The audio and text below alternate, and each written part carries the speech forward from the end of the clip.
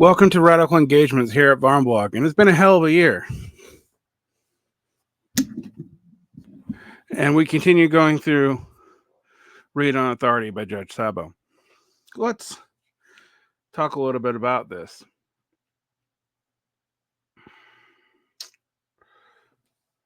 I have gone through the anarchist definitions. We've gone through the initial argument. We've broken it down. We've seen the convolutions. We come back now to Engels' definition and evaluate it. I admit this is a very long essay. This is probably the longest thing I've ever done the full thing of on Radical Engagements, at least for the public show. I've done commentaries on entire books on the Patreon, but nonetheless, here we are. And I think we can start wrapping this up a little bit. We're on the home stretch, so let's get right to it.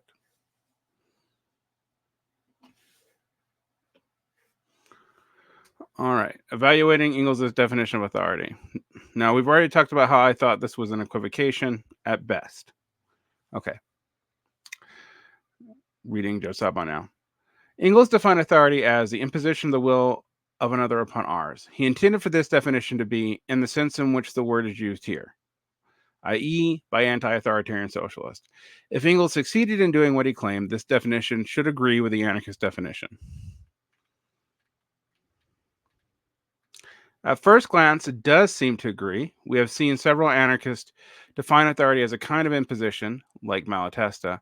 However, Engels has left what it means to impose something rather vague. When anarchists have used the word impose, they have also typically clarified what they mean by that, saying something is being coercively imposed, or the surrounding context makes it clear that it was involuntarily imposed. If Engels means imposed in the same qualified sense, then his definition really does agree. But the possibility remains open that he meant it in a broader sense than the way anarchists do not intend. We are left with two options. Either his definition agrees with the standard anarchist definition, or it does not. Both present crucial issues for his argument. If he intended for this definition of authority to be broader than the anarchist one, then premise one of his syllogism is false. Anarchism would not actually require socialists to reject all authority in the sense that Engels is defining it. His argument would be nothing but a straw man claiming anarchists hold a position they never claimed. But if Engels intended for his definition to be consistent with the standard anarchist definition of authority, then it immediately is apparently that premise 2 is false. His main supporting evidence for the necessity of authority is the need for administration with combined action and the need for revolutionary violence, both of which were explicitly contrasted to the definition of authority and cannot be logically derived from the definition provided. I mean, I do think revolutionary violence is a form of coercion, but it's defensive coercion, kind of. Anyway, if Engels is just switching between the two definitions as he needed to make his arguments work, then the whole thing is invalid, being based on equivocation fallacy, which I said myself way back in the beginning of this discussion and when I read the Engels essay itself. Aristotle said, the least initial deviation from the truth is multiplied later 1,000-fold. This certainly seems true for Engels. Not only does his definition of authority fail, but recognizing this immediately destroys the rest of his argument. Anarchists do not contradict themselves by opposing authority while advocating for combined action and production, nor by advocating for a revolution, which, against Engels' claim, they did realize required violence. Nor are they merely changing the name of things to avoid the issue. Since they are pointing to real material distinctions in things themselves, he's arguing against a strong man. The critique of authority is so obvious and so commonly pointed out by anarchists, and also me. Modern Marxists have needed to rewrite Engels' argument to defend the essay. I've seen that a lot too. These alternative interpretations usually come in two forms. The first version presents on authority as an argument not about why socialists need authority during and after the revolution, but about the word authority itself is meaningless and should be dropped from our vocabulary entirely. I mean, I don't necessarily agree with that, but I don't necessarily disagree with it either. The word is meant to have no scientific value, and anarchists are only confusing things by trying to introduce it into their analysis, as would by implication anyone arguing that socialists really need to do authority. The second version reads on authority not as an argument on how the word authority is meaningless, but about what a proper definition of authority is. Engels is meant to be critiquing the standard anarchist definition of authority and asserting his own definition against it as scientifically superior, asterisk, but he doesn't actually do that. I mean, I'm going to agree with JudgeSabo here. Engels actually equivocates. Both of these interpretations essentially reduces Engels' argument to a semantic point, assuming that Engels is aware of the standard anarchist definition of authority and is actively rejecting it, either altogether or to be replaced with something better. Both positions disagree with what we have actually seen.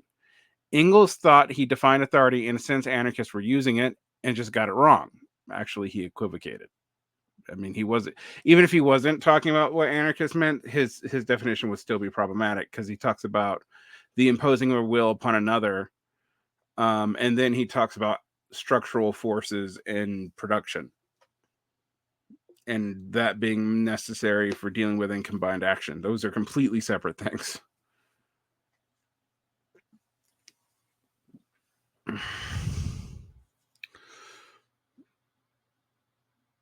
They are trying to salvage Engels' argument by replacing it with the kind of argument that Marxist thinks he should have made had he not just been strawmanning his opponents.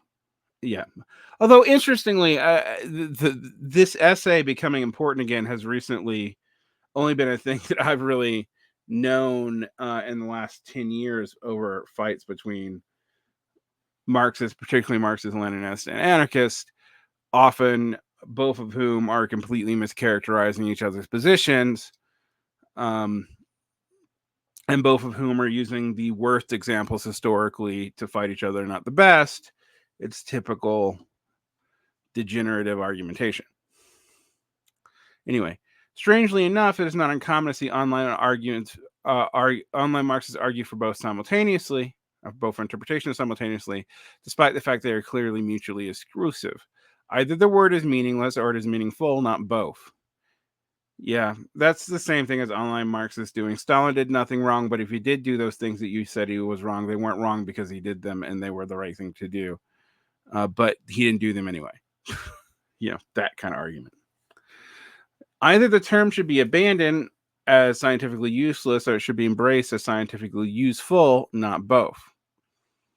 Typically, this is done by someone switching back and forth between whichever interpretation is useful to them at the moment. Yeah, it's called bad faith argumentation. When they are on the defensive and being denounced as authoritarian, it is useful to claim that the word is meaningless. But when they are on the attack and want to critique anarchism, it is useful to transfer on authority and denounce anarchists as unscientific. I mean, I have my criticisms that all this stuff that the anarchists bring up is moralistic and immoral in a way that makes it pretends that morality is transparently obvious and scientifically verifiable, which it is not, but nonetheless. This is naturally more evident in online discourse than anything close to actually rigorous scholarship, but is worth addressing since it is common enough. But to take a small but paradigmatic example of this behavior, I came across while searching for articles on authority. I found this Medium blog post. Please do not harass the author. Quote, a lot of anarchists will, in responding to Engels on authority, say his points are all good and well, but that's not what they mean when they talk about authority. This is a rebuke in quotations rather, so common and so orthodox it can be found in Bakunin. This supposed response is laughable, as firstly, Engels directly ridicules it in the text itself. One would be so inclined to think that they never bothered to properly read it at all. I don't know if you bothered to properly read it at all. When I submitted arguments like these to the most rabid anti-authoritarians, the only answer they were able to give was the following. Yes, that's true, but it is not the case of authority we consider that we confer on our delegates, but a commission entrusted. These gentlemen think that they have changed the names of things, have changed the things themselves. This is how profound thinkers mock the whole world.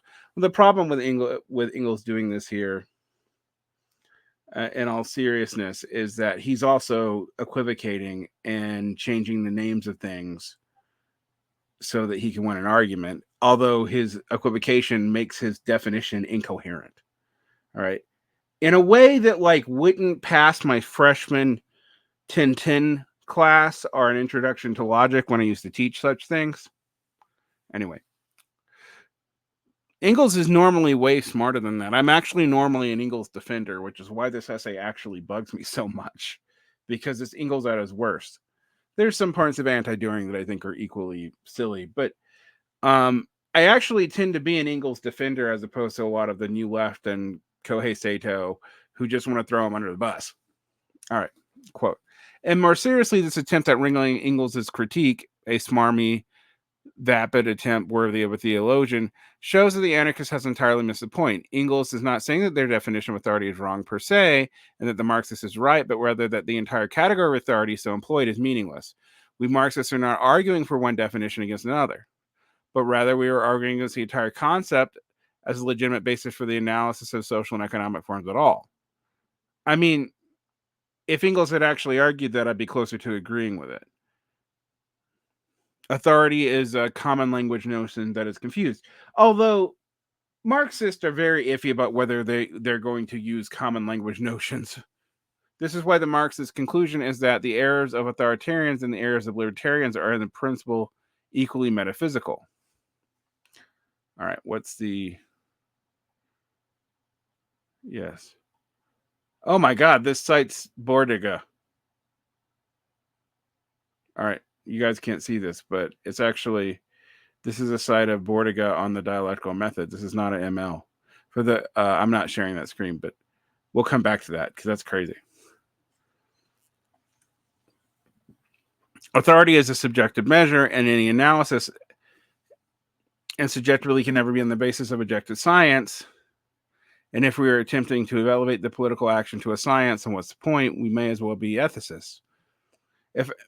Well, this is a problem, though, is that it's not actually scientific to try to conflate norms and values like that.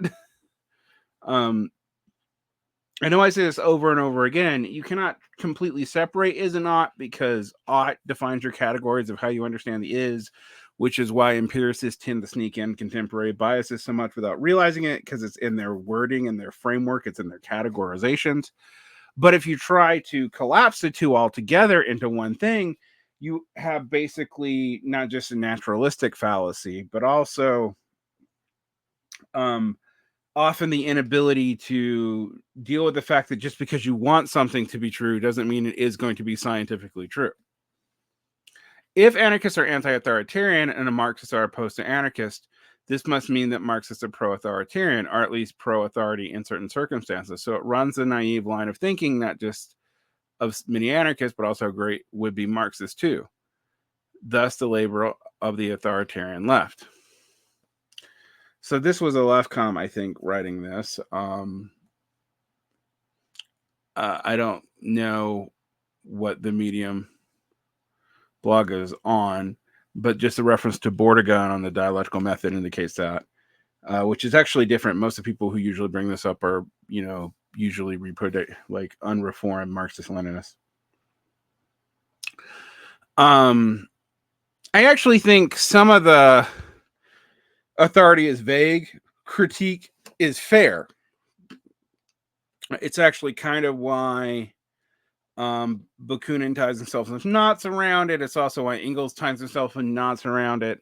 But the thing is, Engels ties himself in knots around it. He doesn't actually say that it's a useless concept. He says that, no, on the contrary, we need more authority because the nature of work, but we will have political liberty, but not economic necessity, which again takes the illusion of the bourgeois separation of the economic and political, which Marxists actually generally argue is an illusion, and takes it for real.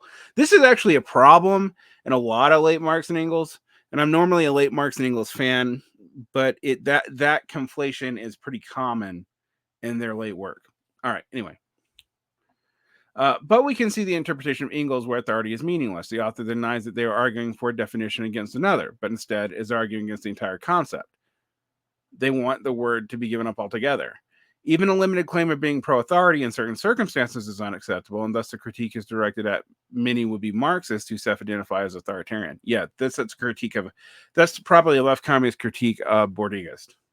But the author has made at least three major errors here. Firstly, they seem to believe Bakunin's What is Authority was written in response to Engels on authority. This is false, as anyone who looks at the date Each was written can tell, listed conveniently at the top of every page of the author links. What part of this what part could this author have been confused for us as an address to Engels here? He is not mentioned at all, and in no part seems to even be superficially relevant to this section. One would be inclined to think that this author never bothered to properly read Bakunin at all. Well, a lot of people don't. Although, I'm also going to just say a lot of Bakunin's work is cleaned up. Anarchists don't translate the problematic stuff. So, there's that. Which also opens up Marxists to be disingenuous and find the problematic stuff. The way anti-Semites will pick up parts of the Talmud that are really bad and ignore the parts that are really good, that they contradict those parts and just present them as the actual statement of the Talmud, where the Talmud is just recording multiple debates. That happens a lot in both anarchology and Marxology, or Engelsology in this case.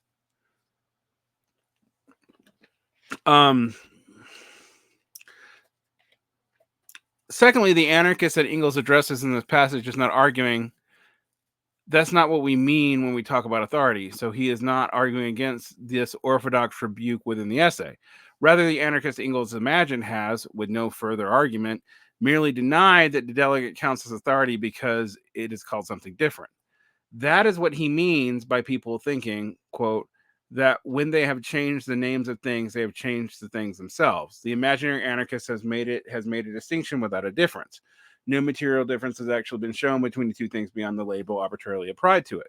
Perhaps if Engels had given this anarchist more time than a single sentence to elaborate on what they were distinguishing between authority and an entrusted commission, or actually decided someone directly, they might have given an answer challenging how Engels defined authority, but he didn't, and his rebuke only works because he didn't, since he is accusing them of merely changing the name of things.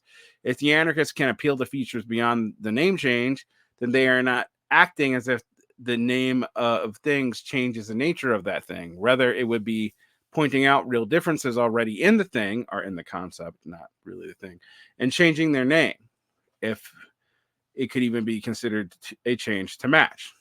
Thirdly, and perhaps more importantly, this passage in no way can be read as an assertion that authority is a meaningless term or subjective that needs to be abandoned. It's hard to make a point clearer than simply directing you to read a couple of sentences again. It simply isn't there. Yeah, they're reading Bordiga's stance as Engels is, and that's not correct. I need to cover that Bordiga essay sometime too. Anyway. It is also isn't elsewhere on authority, and in fact is explicitly rejected. Engels defines what he means at the start of the essay. Authority, in the sense in which the word is used here, means the imposition of a will of another upon ours, and on the other hand, authority presupposes subordination. He cannot think the term itself is meaningless because he's giving it a meaning. Yeah, if you start with a definition, which Marxists rarely do, this is actually one of the few times you see Marx and Engels start with a definition. And in this case, the definition is bad. The definition is standard, but it doesn't match his argument. So it ends up being a bad definition because it doesn't match his argument. All right, continuing. Nor could we argue that Engels thinks authority is meaningless or useless for scientific analysis, because if he tries to use it within his own analysis, why spend so much time showing how combined action requires authority if the concept is meaningless? Yeah, that's a great point. Why, if Marxists are now arguing for being pro-authority in certain circumstances, does Engel argue that socialism will, quote, restrict authority solely to the limits within the conditions of production, render it inevitable? Why should we think that all socialists are agreed that a political state with its political authority will disappear as a result of the coming social revolution if there's no such thing as authority? Why claim that a revolution is certainly the most authoritarian thing there is if there's no such thing as authoritarianism? Marx simply used the concept of authority in capital, such as when he claimed division of labor within the workshop implies the undisputed authority of capitalists over men, but there are but parts of the mechanism that belong to him. Do Marxists believe that Marx is being unscientific here? No. Neither Marx nor Engels believed that authority was a meaningless term that should be jettisoned from scientific work. I mean, they're not arguing about scientific stuff here at all. They're arguing about the scientific nature of production, but that's about it. The author's just making this up as a way to distance Marxism from the label authoritarian, which they explicitly encourage their fellow Marxists to do. The argument is in fact so flimsy that the author cannot even maintain it for that long. After denying that Marxists are arguing for, quote, one definition against the other, they go to do exactly this, arguing that Marx's objective analysis of authority is superior to the supposedly moralistic anarchist one. It's not supposedly moralistic. This is one thing I'm going to disagree with JudgeSabo on. No, every one of these definitions has had moral components, and it's assumed the immorality was obvious. That's a problem. Doesn't make Engels right, though. The anarchist view of authority is dripping in ethicism. Indeed, it is. Fundamentally, a moralizing definition and stance, as is anarchism as a whole, of course. Well, that's a low thing. I mean, Marxists just tend to pretend they don't have an ethicist critique of things.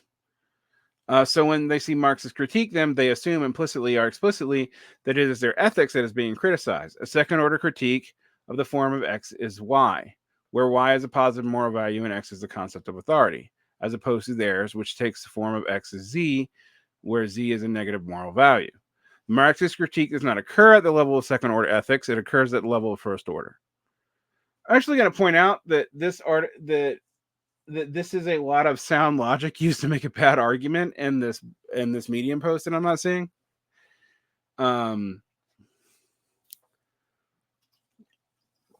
There is a lot of misrecognition of concepts here, but one of the things is Engels is making X as Y arguments himself, and our Bordiga stand here is not actually admitting that.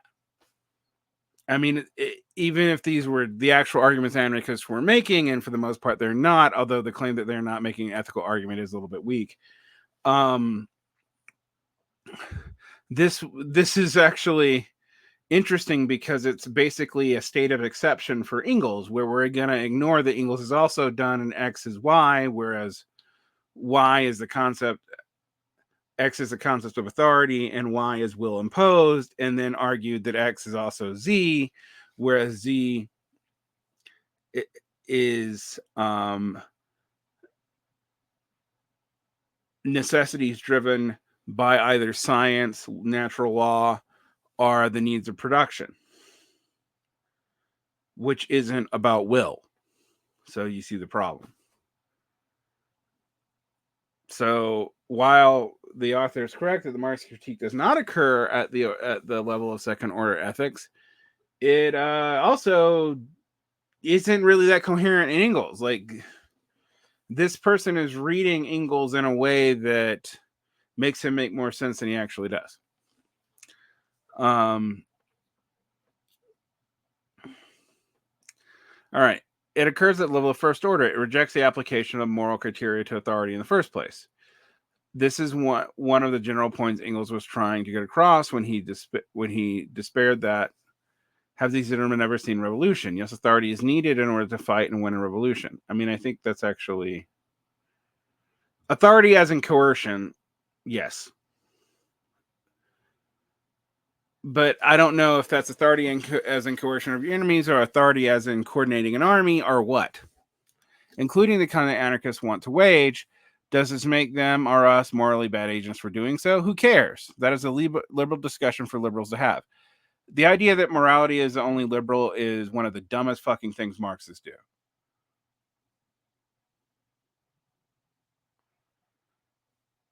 I'm just going to point that out there. Like, at least classical Marxists used to be honest that, like, Marxism aimed not to be a moral analysis. Actually, all German idealism aims not to be a moral analysis because they're all aimed at answering Hume and collapsing the is-ought distinction. But the idea that the only moral valences we have are liberal moral valences are silly. I mean, even Iron Felix talked about proletarian morality. All right, read what you will into that fact. Therefore, it is the one that anarchists are so desperately interested in. Man, I gotta say this also. Radicals are very bad at being honest interlocutors. On either side, frankly. Anyway. Here we can see the second interpretation of Engels where authority is meaningful. The author no longer wants the term to be entirely rejected and is instead objecting to its application of moral criteria of authority in the first place. The anarchists are meant to have a moralizing definition that is second order, whilst being contrasted to the superior first order analysis Marxists have, presumably a non-moralizing definition. The claim from just a paragraph earlier has been entirely abandoned. No longer does the author hold that we Marxists are not arguing for one definition against another, but rather we are arguing against the entire concept as a legitimate basis for social analysis and economic forms at all. Now, Marxists are meant to be using authority in first order analysis and make claims like, yes, authority is needed in order to fight and win a revolution. So much for the meaninglessness of authority. Well, I am with you on that, but all of you seem to be ignoring that natural language is a thing. So, anyway, the analysis here is sloppy, though, and not just because of the bizarre algebraic expressions used to express the idea of authority is good versus authority is bad. I don't think that's bizarre, actually. That's standard. There's standard analytic logic. Sorry, guys. Nothing bizarre about it. And the author here actually using analytic logic himself, themselves just not actually reducing it to its true formality, which Marxists generally note and do, which is actually kind of interesting. If you want to talk about liberal morality, going into analytics like that could be deemed liberal. I don't think it is, but a lot of people do. Anyway, the author tries to draw support for the reading of authority from Engels' question, have these gentlemen ever seen a revolution? Engels here is not talking about any kind of distinction in moralizing definitions. Rather, he is, as we have seen, trying to call out the anarchist position as contradictory, denouncing authority while calling for revolution that would involve authoritarian means of violence. The author would have done better job to draw from Marx's political indifferentism instead, although even here Marx is not making any point about how the terms are being defined. Yeah, I don't know why people don't actually talk about political indifferentism more. I don't think it's a great essay, but it's better than on authority. Everyone throws on authority around. It is certainly true that anarchists have tended to engage in moral analysis more commonly than Marxists have, since they have a particular taboo against it. I feel called out here. We have seen several anarchists comment on the morally corrupting nature of authority, for example. I mean, my issue with the anarchists is that they think that, not that they're making a moral argument, I think that maybe Marxists should be more honest about the fact that we also make moral arguments, because not everything we say and do can possibly be scientific, even by our own trajectories. I think the problem is that the anarchists often assume that their morality is obviously universal, and at least in Bakunin, it also seems to be Whiggish. The later anarchists that we've seen quotes from, I am not comfortable saying that. I don't think Emma Goldman can be accused of being Whiggish. Anyway.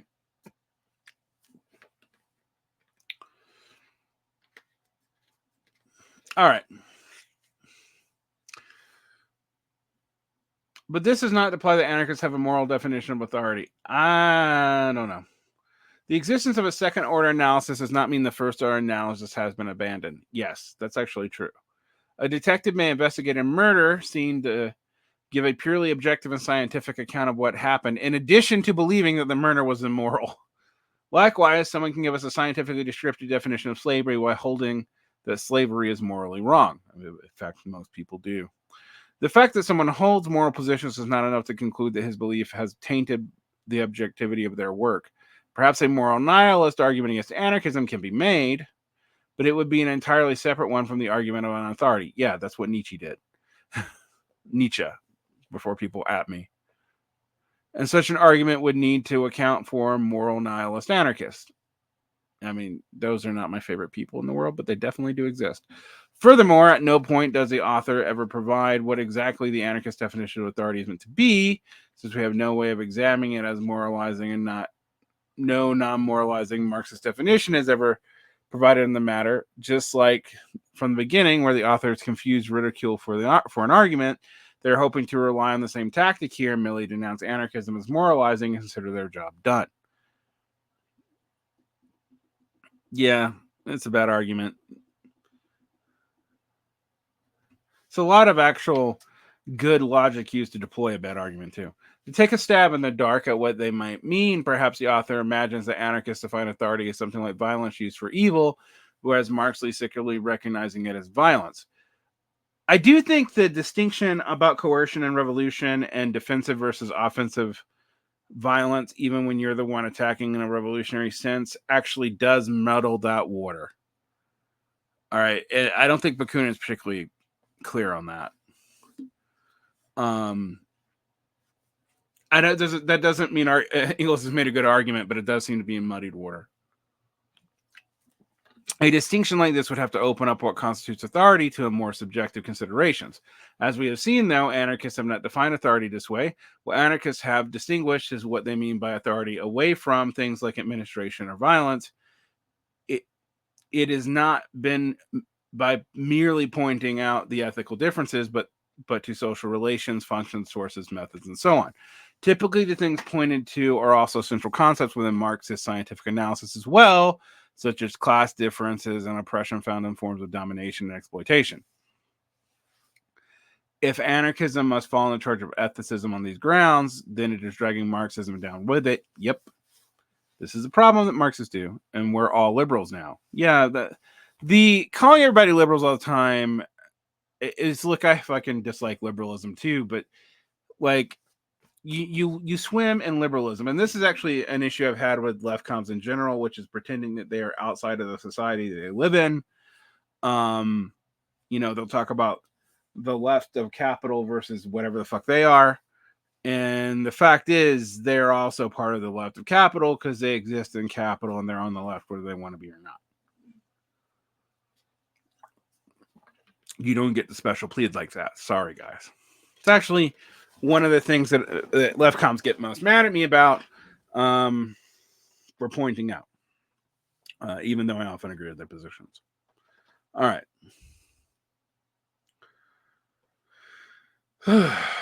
All of this is distracting from the fact that what was meant to be talking about was Engels' thoughts on authority and not the confusion of a random blog post author. I have highlighted their argument not to pick on them, but as a representative example of the state of online discourse around on authority. Yeah, and this is one of the better ones. You're not going to lie.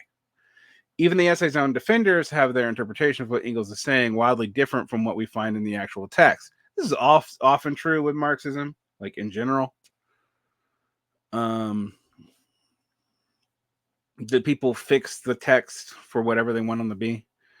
Are connected to other areas of his thought that I have not considered. Excuse me. While they chide others for not having read it. This part of the reason I have been so careful to lay out the argument in its clearest form possible. Neither of these interpretations make sense in the context of Engels' syllogism. Just going to go forward. That's why when I addressed this, I wanted to read it out loud, word for word, so people know that I read it seriously. All right. I anticipate that not everyone will agree with my own reading of Engels' argument, especially given the number of places I've been called out where he is vague and lacks scientific position. His entire precision. Yeah, it is. It is entirely possible that someone more familiar with the Marxist corpus will find themselves answers for this. Actually, I am more familiar with the Marxist corpus, and I don't find answers for it. If anything, it contradicts stuff Marx and Engels say in other places. Which is also my answer to like the Marxist humanists who want to argue that Marx and Engels were totally coherent from the first moment they started writing together, and they never deviated at all, and everything can be read as one long major project that's totally, completely consistent. Because that's not how people work, and that's also not evident in the text. Anyway.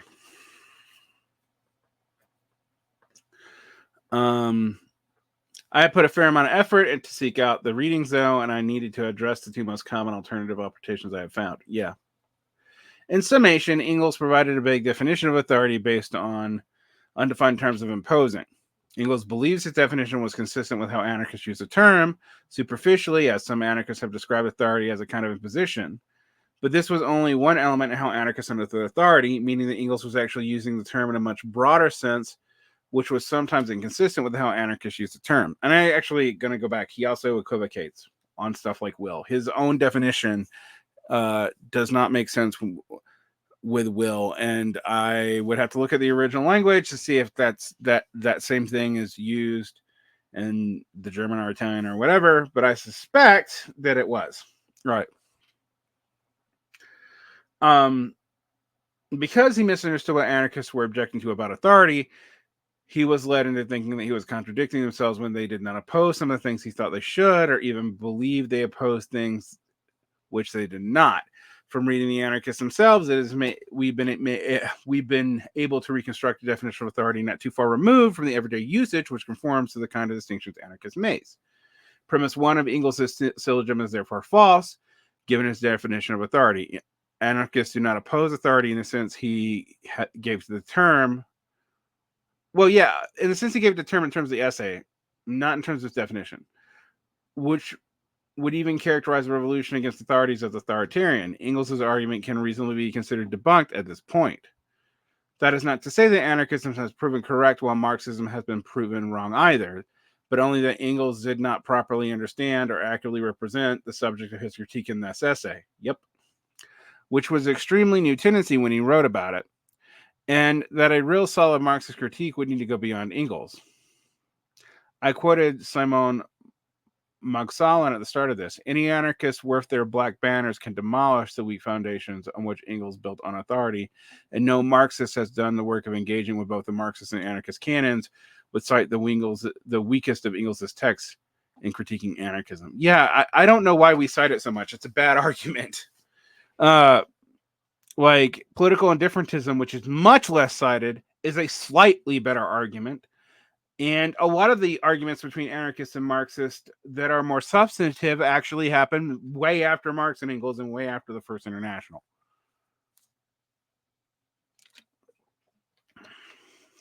Also, anarchism and Marxism aren't one thing.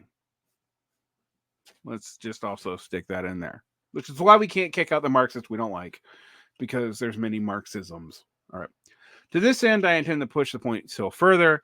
I previously argued that on authority fails not only because it does not accurately represent anarchism, but to make its attempt to critique work, it also needs to adopt points that undermine Marxism itself. I agree with that, actually. It totally makes a hash out of Marxism in some ways. We have just witnessed one example of highly confused and self-contradictory analysis it produced, and this one of the smarter ones, guys. A lot of the defenses of this are way dumber than that. As well as how it attempts at rejecting the legitimacy of something like anarchist understanding of authority requires rejecting class oppression, which would, of course, destroy the central pillar of Marxist thought. I intend to fully tear apart on authority, explore and expose the weaknesses whenever they be found. It is important that this critique continues, not only to further debunk its claims, but to show a way in which it actively is harmful, even to Marxists themselves. That's why I covered it, guys. I actually think it is harmful to Marxists. The mistakes derived from his erroneous definitions are just the beginning. Okay, we're going to stop here because we're about to get into much more specific stuff about what the bad implications are. This is a very good section. I'd like to give JudgeSabo credit for that. We're going to try to go through this in maybe 3 or 4 more parts, and I'm going to try to publish them in rapid succession so we can get back to Bordiga, and I can also cover other text because we're 12 episodes into this, which is, probably about 10 hours worth of material. All right. Take care.